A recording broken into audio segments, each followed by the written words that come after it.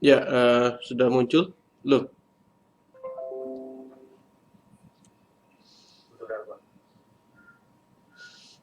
baik. Ini yang kemarin ya. Kemarin sampai mana?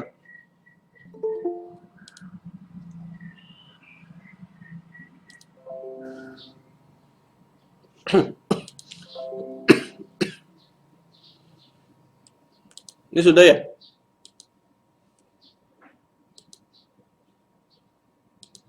Ini ya. Kemarin sampai sini nggak? Betul nggak? Iya Pak. Baik. Kita coba dulu habiskan slide pertemuan pertama ini. Jadi kita coba lanjut ke pertemuan kedua ya. Baik. Kemarin kita belajar terkait ini, mengantar terkait perancangan fasilitas gitu kan. Kemudian kita sudah bahas sejarah aktivitas-aktivitas terkait perencanaan dan perancangan fasilitas gitu kan. Mulai dari sebelum Masehi hingga saat ini gitu ya. Dimana saat ini yang trennya adalah apa? Yang trennya adalah konsep ini dynamic layout ya, dynamic layout ya. Dynamic layout untuk apa? Untuk ini to support gitu ya, to support apa? Mass customization teknik gitu ya. Jadi itu dia. Oke. Kemudian ini adalah permasalahan-permasalahan yang nanti akan ditemukan di dalam proses perencanaan dan perancangan fasilitas gitu ya. Oke. Kemudian kita mengenal level of decision. Ya, kalau kita belajar di manajemen organisasi ada level keputusan yang di atas ya atau strategik kita bilang. Biasanya keputusan yang strategik ini adalah keputusan yang jangka panjang gitu ya, long term ya.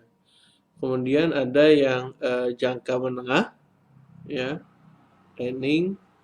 Kemudian ada yang jangka pendek, operasional or short term gitu ya. Sebentar.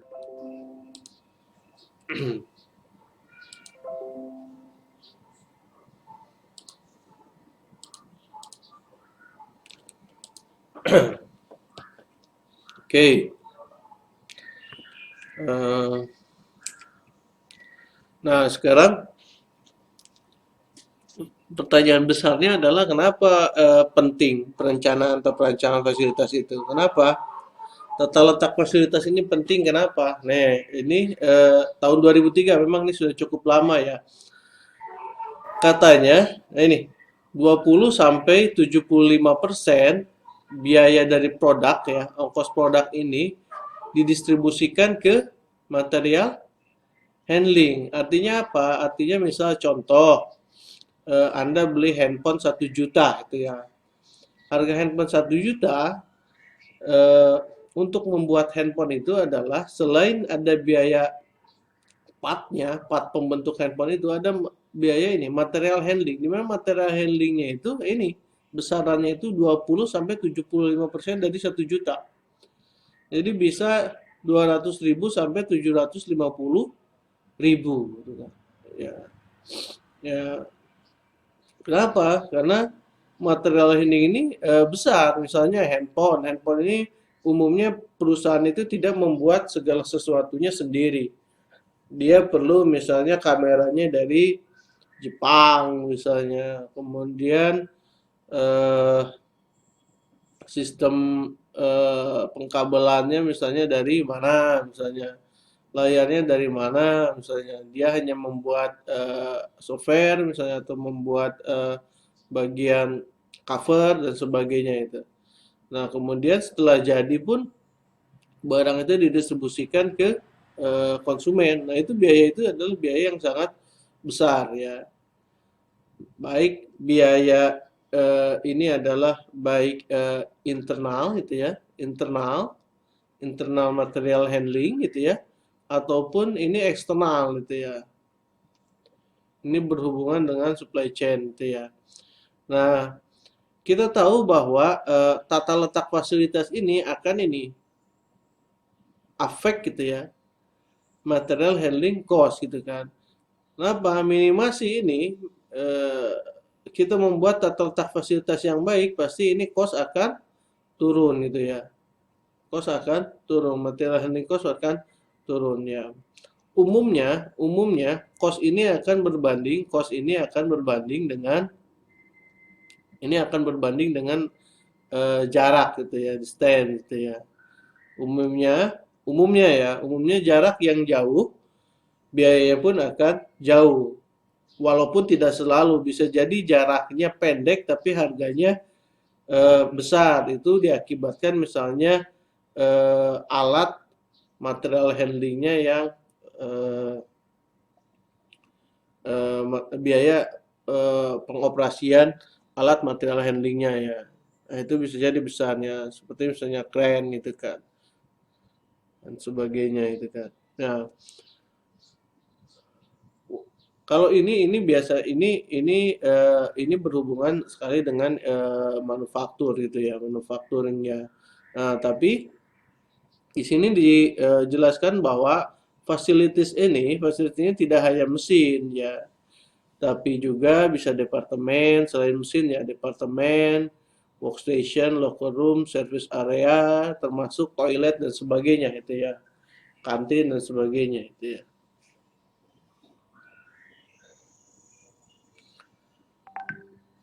Baik, kemudian ini menjelaskan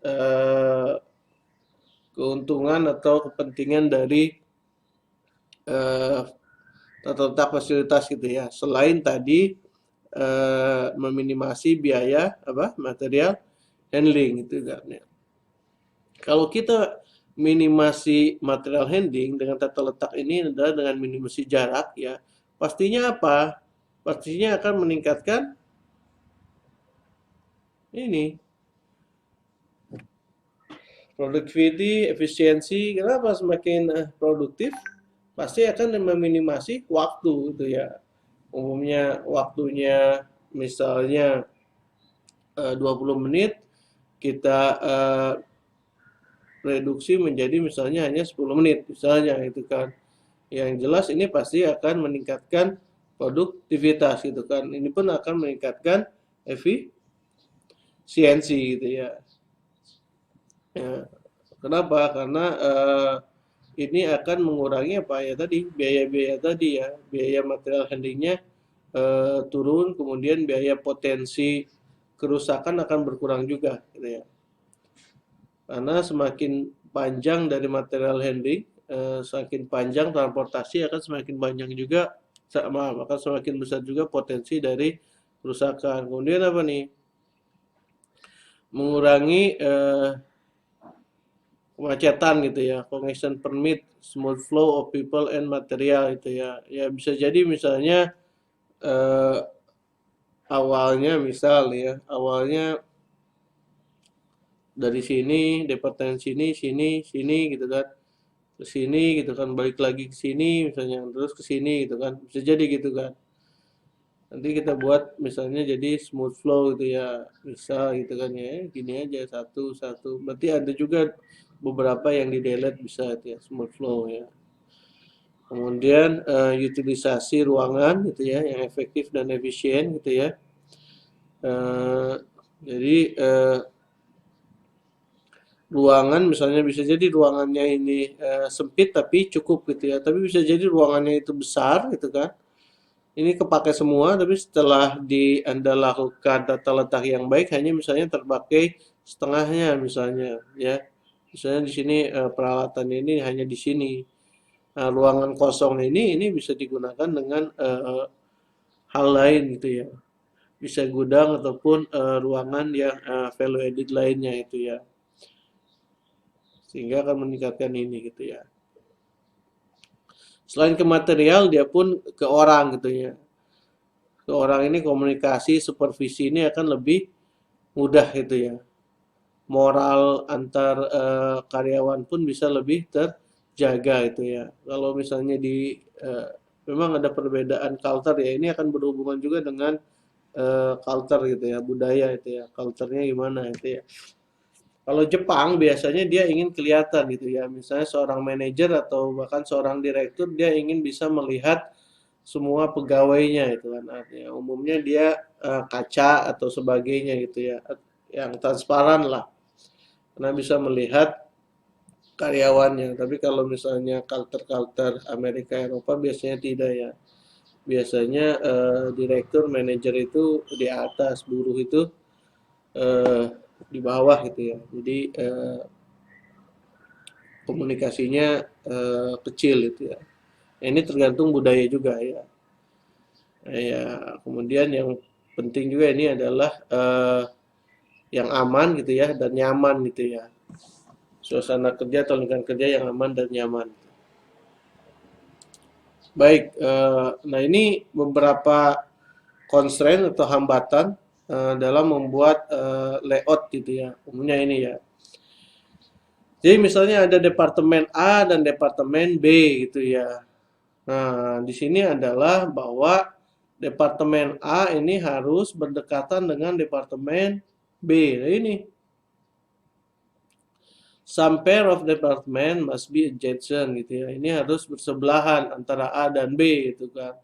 Padahal kalau Anda hitung A ini di sini, B ini A ini misalnya di sini, B ini adalah di sini gitu kan.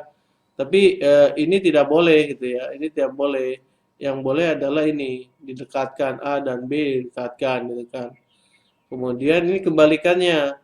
Some pair of department must not be adjacent. Jadi A dan B ini tidak boleh berdekatan gitu ya. Ya. Ini banyak nih. Ini biasanya umumnya karena alasannya adalah alasan umumnya ya, alasan safety. Misalnya boiler gitu ya. Boiler itu dia mudah meledak dan sebagainya. Jangan didekatkan dengan area yang menyimpan barang-barang yang mudah terbakar misalnya itu kan. Kemudian ini juga ada some department only in specific location gitu ya. Jadi ada juga departemen yang memang tidak bisa dipindah gitu kan. Ya, dia harus tetap di situ. Ya, dia harus tetap di situ. Misalnya kenapa? Karena di situ dekat dengan sungai, pengolahan limbah dan sebagainya misalnya. Dengan water treatment dan sebagainya itu ya. Seperti halnya misalnya eh,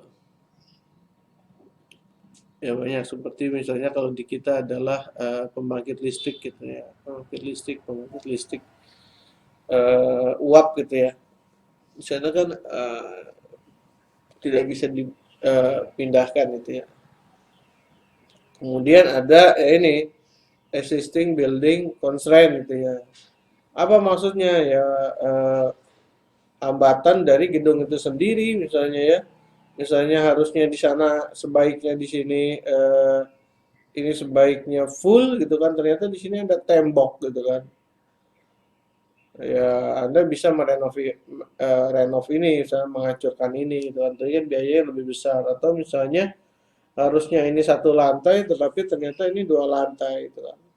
Kemudian ini adalah terkait ada juga regulasi ya seperti yang kemarin saya singgung terkait apa ISO gitu ya ISO 22000 misalnya terkait jumlah toiletnya ada aturannya. Ini pun sama nih occupational safety healthy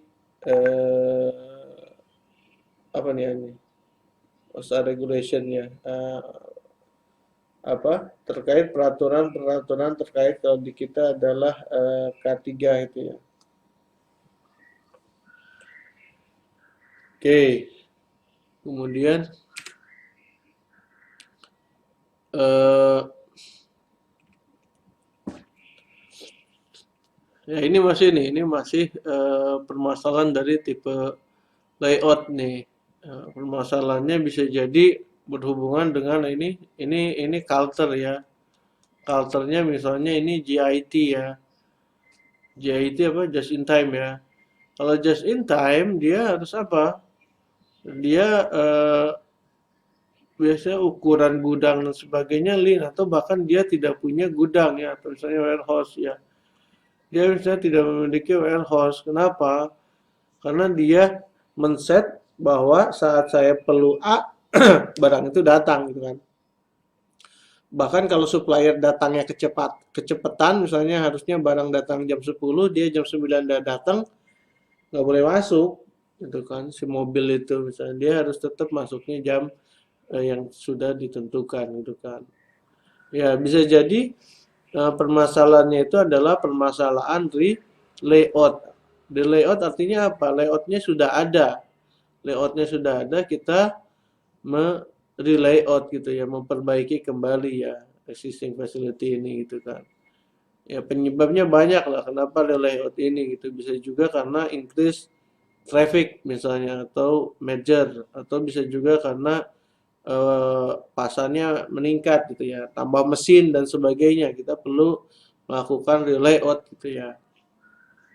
Ini contohnya adalah ada merger gitu kan. Ya kalau merger misalnya pabrik multinasional di misalnya ada di Malaysia, ada di Indonesia, kemudian di Malaysianya tutup misalnya digabung saya ke Indonesia, artinya fasilitas yang di Malaysia pindah ke Indonesia itu perlu di layout dan sebagainya gitu kan. Nah ini seperti ini, consolidation of manufacturing operation from two or more site to one. Nah, ini contohnya itu.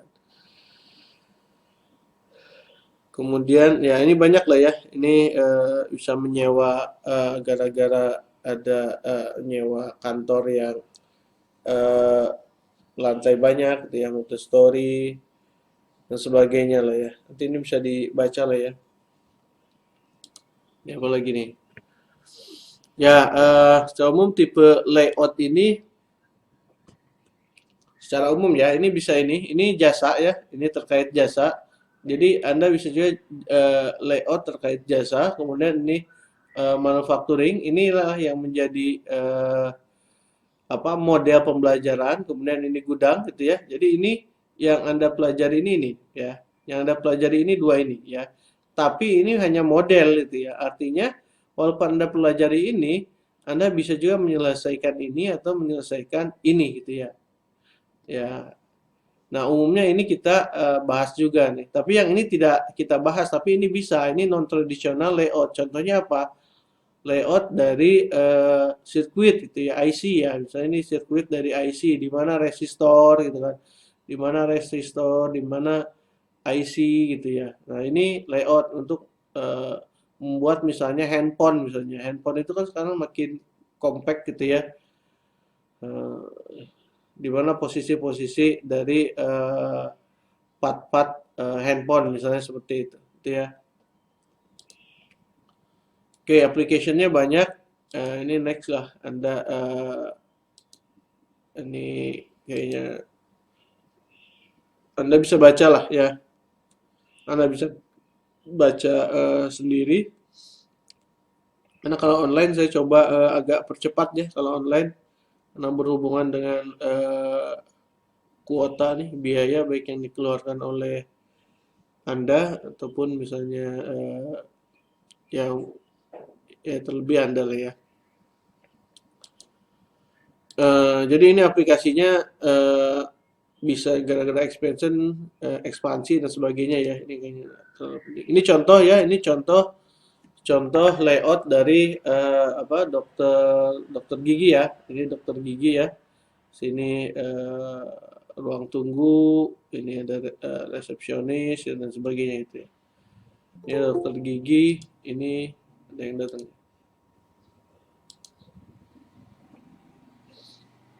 Ini apa nih? Ini market ya, supermarket gitu ya. Oke, ini Anda bacalah. Ya, office structure bisa close, semi close, open structure, semi open. Nah, ini contohnya. Ini close itu eh, tidak bisa komunikasi ya. Umumnya ini tidak bisa nih. Dia tidak komunikasinya tidak bisa nih. Ini harusnya bukan tertutup ya. Close gitu ya. Tapi kalau Semi close ya, ini antar ini bisa, tapi di sini misalnya ada konsumen, dia bisa komunikasi ya. Ini pun lebih bisa komunikasi ya. Open structure seperti ini ya. Biasanya perusahaan-perusahaan Jepang ini senangnya seperti ini. Semi open, nah ini ada kaca ya, tapi biasanya bisa lihat gitu ya. Oke, itu adalah materi yang pertama. Ada yang ditanyakan nggak sebelum kita masuk ke chapter 2, chapter kedua?